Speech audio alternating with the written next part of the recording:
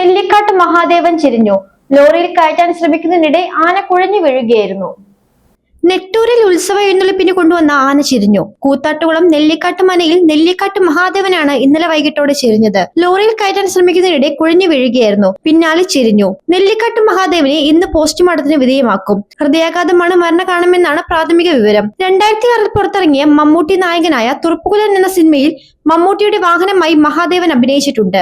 കേരളത്തിലെ ആനപ്രേമികളുടെ ഇഷ്ട ആനകളിലൊന്നായിരുന്നു തൃശൂർ പൂരത്തിന് ഉൾപ്പെടെ പങ്കെടുത്തിട്ടുള്ള മഹാദേവൻ.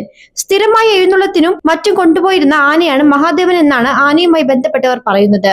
ആന കുഴഞ്ഞു വീണതിനു പിന്നാലെ വെറ്റിനറി ഡോക്ടർമാരും പോലീസും വനംവകുപ്പ് ഉദ്യോഗസ്ഥരും സ്ഥലത്തെത്തി. പിന്നീട് മരണം സ്ഥിരീകരിക്കുകയായിരുന്നു. നിലമ്പൂർ കാടുകളിൽ നിന്നാണ് നെല്ലിക്കാട്ട് മഹാദേവനെ ലഭിക്കുന്നത്. മഹാദേവന് 50 വയസ്സിന് മുകളിൽ പ്രായമുണ്ടെന്നാണ് കരുതുന്നത്. 22 വർഷത്തോളം പ്ലാന്തോട്ടം കുടുംബക്കാരുടെ വകയായി പ്ലാന്തോട്ടം ബാബു എന്ന പേരിലാണ് മഹാദേവൻ അറിയപ്പെട്ടിരുന്നത്. ഇതിനിടയിലാണ് തുറുപ്പുകുലനിൽ അഭിനയിക്കുന്നതും ഒട്ടേറെ പേരുടെ ഇഷ്ടക്കാരനായി മാറുന്നതും. 9.25 അടിയോളമാണ് മഹാദേവന്റെ ഉയരം. ശാന്ത സ്വഭാവവും തടിച്ച ശരീരവും മുഖഭംഗിയുമാണ് മഹാദേവന് സിനിമയിലും ഇടം നേടിക്കൊടുത്തത്. ഇതോടെ ഒട്ടേറെ ആരാധകരുണ്ടായി. ലൈഫ് മലയാളം മൂവാറ്റുപുഴ.